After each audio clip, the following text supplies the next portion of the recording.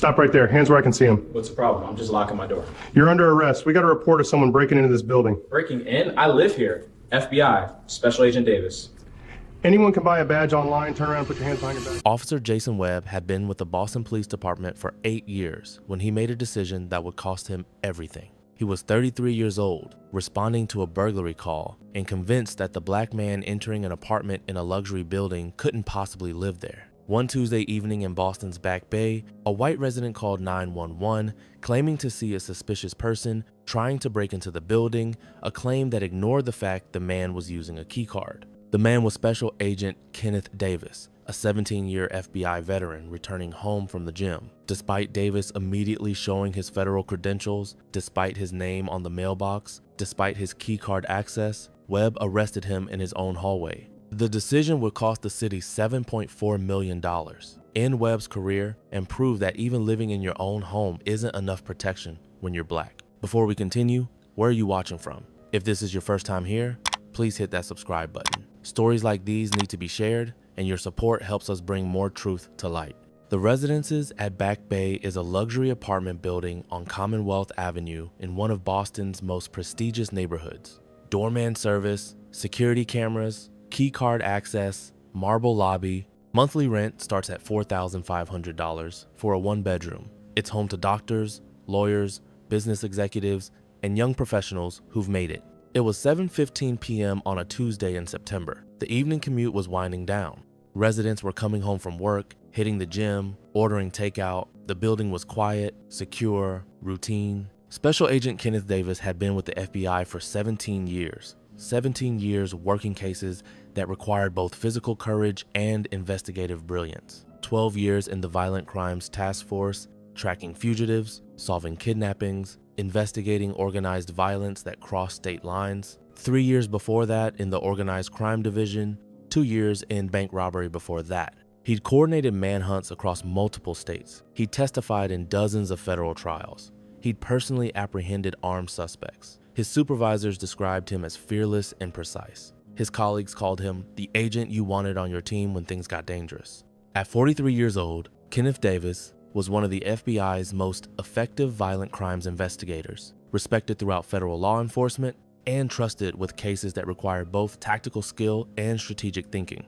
That Tuesday evening, Davis was just coming home from his workout. He'd left the FBI field office at 5:30 p.m., gone to his gym 3 blocks away, spent 90 minutes lifting weights and running. Now he was heading home to shower, eat, and review case files for tomorrow's briefing. He wore black athletic shorts, a gray FBI Academy t-shirt soaked with sweat, running shoes, and carried a gym bag over his shoulder. His apartment keycard was in his hand. His FBI credentials were in his gym bag. He never went anywhere without them. He'd lived in the Residences at Back Bay for 4 years. Unit 812, a one-bedroom with a view of the Charles River. He'd worked his ass off to afford it. His name was on the lease, on the mailbox, in the building security system. He'd waved to the doorman literally thousands of times. He walked into the building lobby, waved to Michael the evening doorman, swiped his keycard at the security gate, and walked to the elevator. Just another Tuesday, just another evening coming home. But someone on the 6th floor was watching the security camera feed, and they didn't like what they saw. Patricia Wentworth was 58 years old. She lived in the Residences at Back Bay for 12 years, owned a unit on the 6th floor, and served on the building's resident advisory board. She was retired, wealthy, and had too much time to worry about building security. She spent hours watching the lobby security camera feed from her apartment. She told herself it was about safety. Really, it was about control and fear and racism she wouldn't admit to. That evening, Patricia was watching the feed when she saw Davis enter the lobby. Black man, athletic clothes, gym bag, sweating. She didn't recognize him, though he'd lived there for 4 years. In her mind, he didn't look like he belonged in a luxury building. She watched him swipe his key card, clear evidence he had authorized access. She watched him walk to the elevator, normal behavior for a resident. Nothing about his actions suggested crime or danger. But Patricia's biased mind had already decided what she was looking at. Black man, must not live here, must be breaking in somehow. Maybe he stole a key card. Maybe he's casing apartments. Better call police. She picked up her phone and dialed 911. I'm calling from the Residences at Back Bay on Commonwealth Avenue. There's a suspicious person who just entered our building. Black male, about 40, wearing workout clothes and carrying a bag.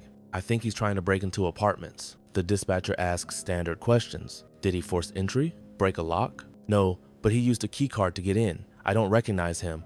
He doesn't live here. Ma'am, if he has a key card, he likely has authorized access. I've lived here 12 years. I know who belongs and who doesn't. This man is suspicious.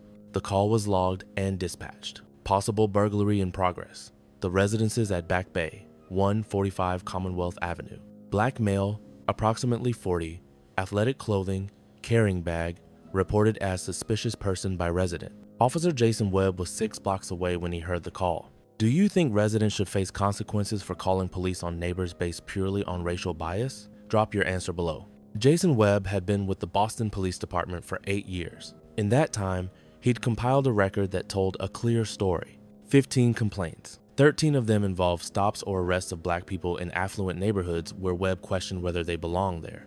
A black postal worker delivering mail, Webb detained him for 30 minutes, demanding proof he worked for USPS. A black woman entering her own condo building, Webb questioned her for 15 minutes before she proved she lived there.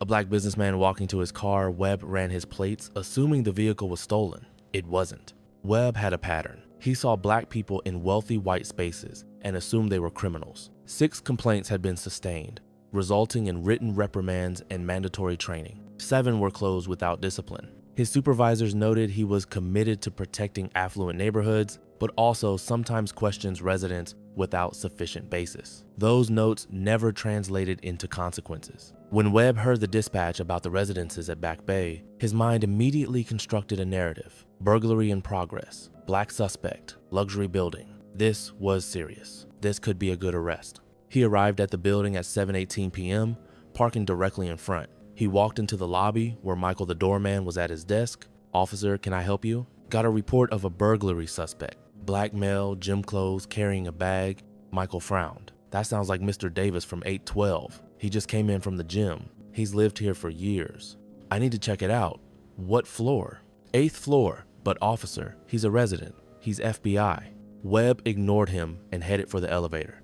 In his mind, the doorman was mistaken or covering for someone. Black man in a luxury building claiming to be FBI? Unlikely. Probably a sophisticated criminal. He took the elevator to the 8th floor. Davis had just reached his apartment door, unit 812, when the elevator dinged and opened. He glanced over and saw a police officer step out, looking around, hand near his weapon.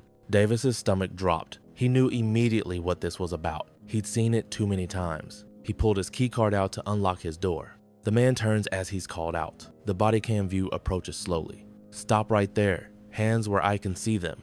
Davis froze. His key card inches from the lock. He turned slowly to face Webb, raising his hands to chest level. The man looks puzzled, raising his hands. What's the problem? I'm just locking my door. You're under arrest. We got a report of someone breaking into this building. Davis felt the familiar rage and disbelief. Breaking in? I live here. Unit 812. My name is on the lease. It's on the mailbox downstairs. I used my key card to get into the building.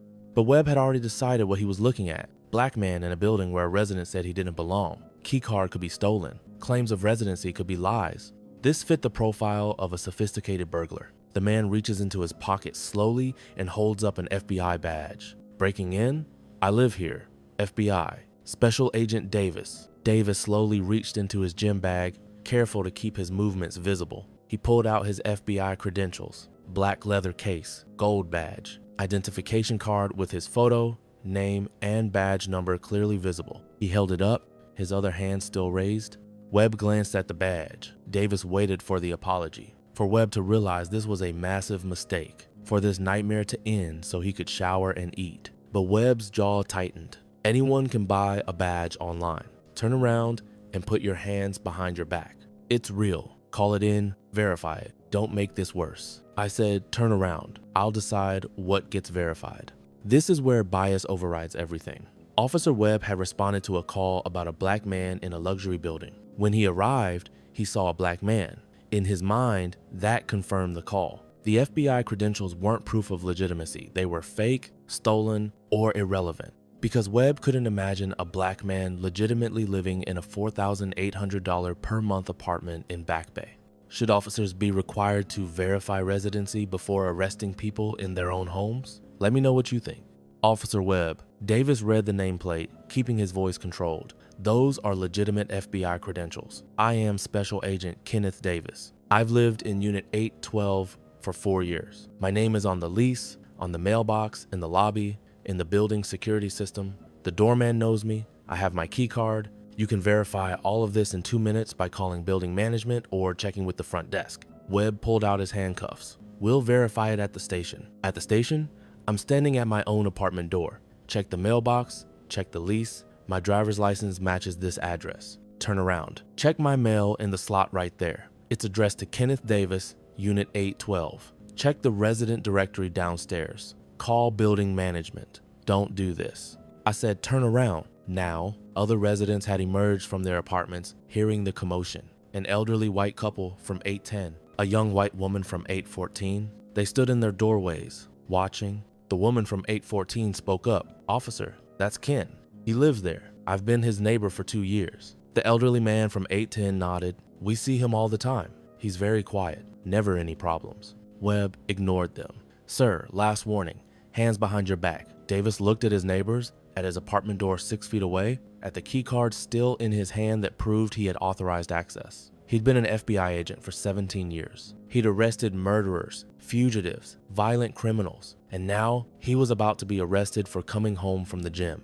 I'm complying under protest, Davis said loudly, making sure everyone in the hallway heard. I am Special Agent Kenneth Davis, FBI. I live in Unit 812. My name is on the lease and mailbox. I have keycard access to this building. This officer is arresting me for entering my own home while black. Everyone here is a witness. Webb grabbed Davis's arms and pulled them behind his back. The handcuffs clicked shut, tight. The metal dug into Davis's wrists, still sore from his workout. The woman from 814 had her phone out, recording. This is wrong. He lives here. Webb marched Davis toward the elevator. As they passed Davis's apartment door, Webb looked at it, clear as day. A small nameplate next to the door reading, K. Davis. Webb saw it and kept walking. They took the elevator down to the lobby. Michael, the doorman, stood up immediately when he saw Davis in handcuffs. Officer, what are you doing? That's Mr. Davis, he's a resident. I told you he lives here. Step back, sir. But he's FBI. He's lived here for 4 years. His name is in our system. Webb ignored him and walked Davis out to the patrol car. Residents in the lobby stood frozen, watching. Some had phones out, recording. Davis sat in the back of the patrol car, handcuffed, watching through the window as Michael the doorman came outside, trying to explain.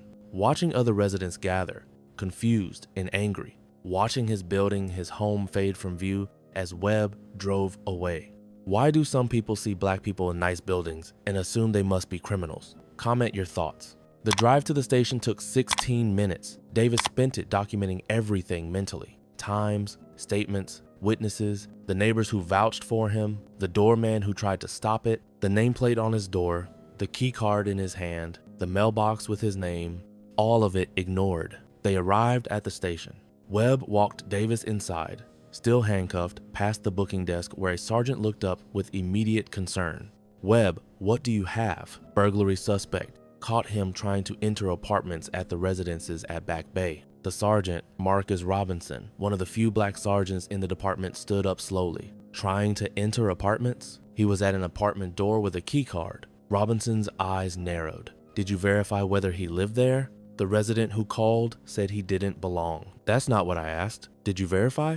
Davis spoke clearly. Sergeant Robinson, I am Special Agent Kenneth Davis, FBI, Violent Crimes Task Force, Boston Field Office. I live at the residences at Back Bay, Unit 812. I've lived there for 4 years. I was coming home from the gym when Officer Webb arrested me in my own hallway. My name is on my mailbox, on my apartment door, and in the building security system. My key card gave me authorized access. The doorman vouched for me. My neighbors vouched for me. Officer Webb ignored all of it and arrested me anyway. Robinson's face went hard. He showed you identification? Webb pulled the FBI credentials from his pocket, claims to be FBI. Robinson took the credentials and examined them. He'd been a cop for 20 years. He'd worked with federal agents. He knew what real FBI credentials looked like. These were real. Webb, these are legitimate. could be fake. They're not fake. Robinson looked at Davis. Agent Davis. Badge number? Davis recited it, along with his supervisor's name and the Boston field office number. Robinson picked up the phone and called the FBI. Confirmation came back in 90 seconds. Special Agent Kenneth Davis. Active duty. Violent Crimes Task Force. 17 years of service. Home address confirmed at The Residences at Back Bay, Unit 812. Robinson hung up and called the building's management company. They confirmed Davis had been a resident for 4 years. Current on rent. No issues. Key card access authorized. Robinson hung up and turned to Webb, his voice cold with fury. You arrested an FBI agent in his own home after his neighbors vouched for him, after the doorman told you he lived there. You didn't verify residency. You didn't check the mailbox. You didn't ask building management. You just saw a black man and decided he didn't belong. The 911 caller said. The 911 caller was wrong and you didn't verify before you cuffed him. Robinson unlocked the handcuffs himself. Agent Davis, I am deeply sorry. This is inexcusable. Davis rubbed his wrist, the red marks clearly visible. I need the body camera footage. I need the 911 call recording. I need witness statements from my neighbors and the doorman. I need to speak with internal affairs immediately. And I want to know who made that 911 call.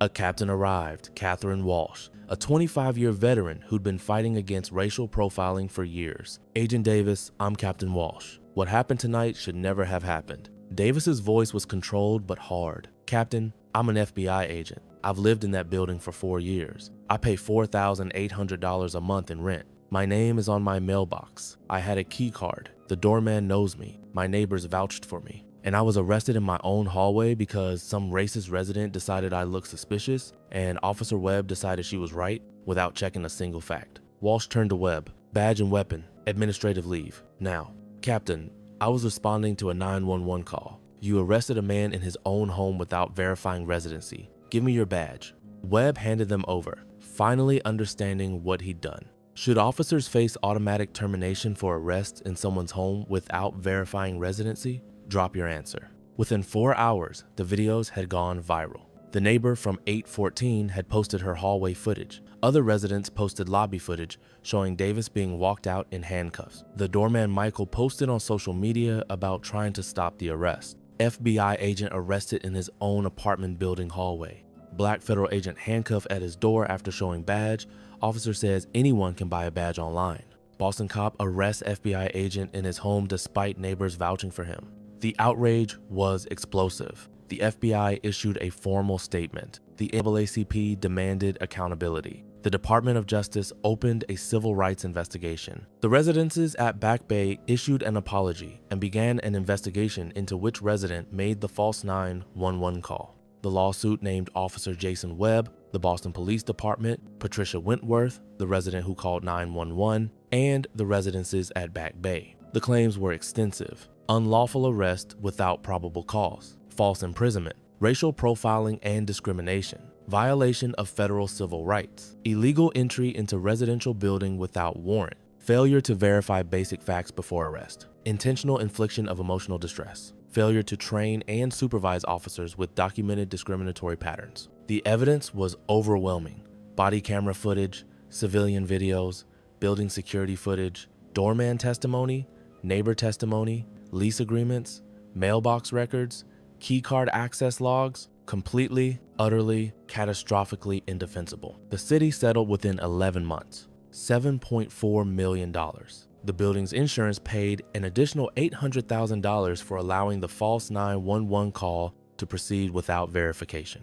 Officer Jason Webb was terminated 9 weeks after the incident. The termination letter was final and unambiguous. Officer Webb arrested a federal agent in his own home based solely on racial profiling, refused to verify residency despite multiple sources of confirmation, ignored witness testimony from neighbors and building staff, and demonstrated a pattern of discriminatory policing documented across 15 complaints. Employment terminated immediately. Webb's name entered the National Decertification Index. Career over at 33.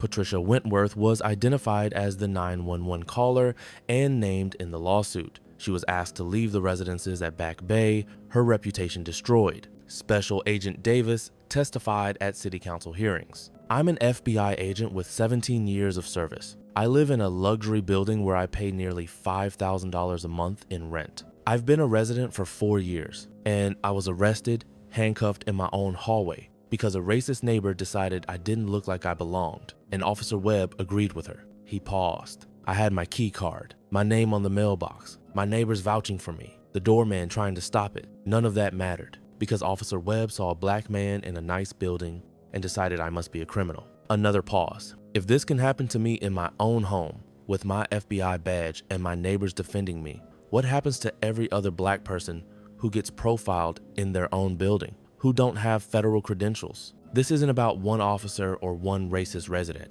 This is about a system that documented 15 complaints and did nothing until Webb arrested someone who could fight back. Should apartment buildings face liability for allowing racially motivated 911 calls without verification? Drop your answer. The Boston Police Department faced brutal scrutiny. 15 complaints in 8 years, 13 involving black individuals, 6 sustained. How was Webb still on patrol? Why hadn't supervisors intervened after the 3rd incident? The 5th? The 10th? Internal Affairs conducted a comprehensive review. Their findings revealed systemic rot. Complaints were tracked individually, but never analyzed for patterns across an officer's career. Sustained complaints resulted in minimal consequences, written reprimands, training sessions that changed nothing. Supervisors noted concerns and evaluations, but took no action to remove problematic officers from street duty. The department prioritized keeping officers on patrol over protecting community members from discrimination. A culture that treated racism as individual bias, requiring training rather than disqualifying conduct requiring termination.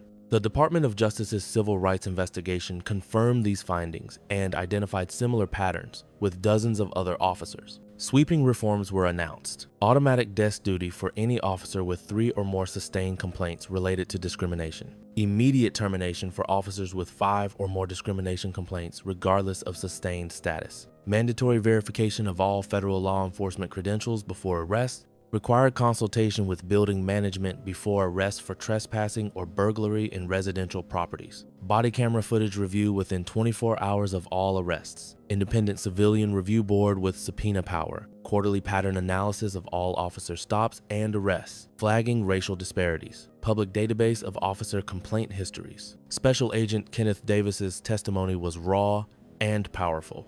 I'm an FBI agent. I've spent 17 years fighting violent criminals, tracking fugitives, protecting communities, and I was arrested, handcuffed, humiliated, violated for coming home from the gym while black. He paused, his voice thick with emotion. I had my receipt. I had my FBI credentials. Our server tried to tell Officer Foster I'd paid. The restaurant manager tried to verify the transaction. None of it mattered because Foster had already decided what he was looking at. A Hispanic man in a nice restaurant, guilty until proven innocent, actually guilty even after proven innocent. Another pause. My daughter is 17 years old. She watched her father, who she's always been taught to respect, who wears a badge, who upholds the law, get treated like a criminal for doing nothing wrong. She had nightmares for weeks. She's in therapy now. She's afraid of police. That's what Officer Foster did. That's what your department's failure to discipline him enabled. He looked around the council chambers. I had my key card, my name on the mailbox, my name on my door, the doorman vouching for me, my neighbors vouching for me, my FBI credentials. None of it mattered because Webb had already decided what I was, a black man in a nice building, therefore a criminal. Another pause. My home was supposed to be my sanctuary, the place where I could relax after chasing murderers and fugitives. Now every time I walk into that building, I remember being handcuffed in my own hallway. I remember my neighbors watching me get arrested. I remember the doorman begging the cop to stop and being ignored. That's what racial profiling does. It destroys your sense of safety, even in your own home. He looked directly at the council members. I had the resources to fight back. I had the FBI behind me. I had witnesses and videos and proof. But what about every other black person who gets profiled in their own building? Who don't have a badge or resources or institutional support? How many of them get arrested, harassed, or worse, and nobody ever knows because they can't fight back? The room was silent. This isn't about one bad officer or one racist neighbor. This is about a system that documented 15 complaints, 15, and did nothing. A system that allowed Patricia Wentworth to call 911 on a black man using a key card without any consequence. A system that taught Officer Webb that black people in nice buildings are suspicious by default. If we don't fix that system, then my lawsuit means nothing. The reforms mean nothing. Because there's another Webb out there right now stopping another black person in their own building, making the same racist assumptions. Should police departments face federal oversight after failing to discipline officers with multiple discrimination complaints? Drop your answer. This wasn't just a wrongful arrest. This was proof that for black people, even your own home isn't safe from racism.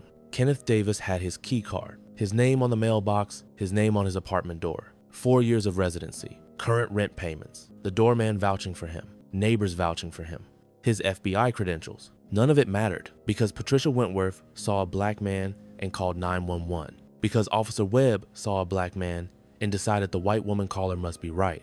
Because both of them refused to imagine that a black man could legitimately live in a luxury building in Back Bay. This is how racism operates in residential spaces. It's the assumption that black people don't belong in nice buildings. It's seeing a black person with keycard access and assuming it's stolen. It's calling police on your neighbor because they don't look like what you think a resident should look like. And when that racism is backed by the authority to arrest, to handcuff someone in their own hallway, to ignore every piece of evidence proving residency, it doesn't just violate civil rights. It destroys the sense of safety that makes a place home. Jason Webb's career is over. That's justice. Patricia Wentworth's reputation is destroyed. That's consequences. The city paid $7.4 million. That's accountability. But money doesn't undo the violation of being arrested at your own door. It doesn't restore the feeling that your home is your sanctuary. It doesn't erase the knowledge that your neighbor saw you and called police because you're black. The real question is, what changes now? Do departments finally remove officers after 5 complaints instead of 15? Do buildings finally train residents not to call police on black neighbors? Do we finally acknowledge that black people belong everywhere they can afford to be? Because if we don't fix the system that kept Webb on patrol despite 15 complaints, if we don't address the culture that taught Wentworth to see a black resident and call 911, then we're just waiting for the next arrest, the next violation, the next person traumatized in their own home. Comment if you believe this should be law. Residents who file false police reports based on racial bias face mandatory fines and potential eviction. And if you think these stories need to be told, hit that subscribe button. We're going to keep exposing these patterns. We're going to keep demanding better. We're going to keep fighting for black professionals who deserve to live in their homes without being criminalized. This isn't just about one officer, one resident, or one agent. It's about all of us and the world we're willing to accept.